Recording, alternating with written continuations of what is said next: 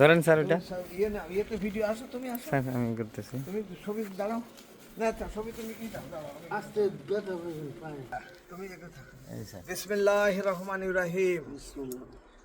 সুপ্রিয় বন্ধুগণ, আমি এখন পূর্বাচলে আমার যে প্লট, সেই প্লটে এসে একটি বিদেশি আমের চারা লাগাচ্ছি।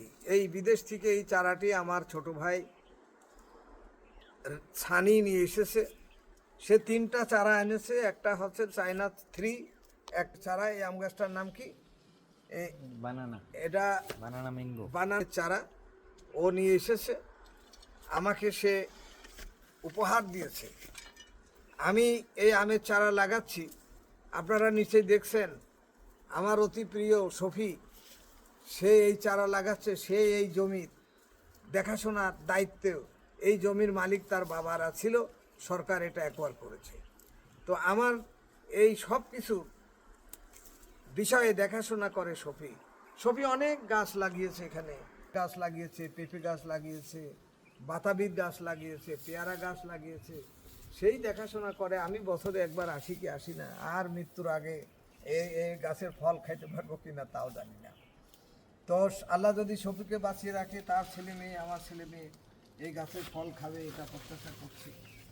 আর শফিকে আল্লাহ যেন দীর্ঘায়ু দান করে, সে যেন সুস্থ থাকে, আমি সেই প্রত্যাশা রাখছি।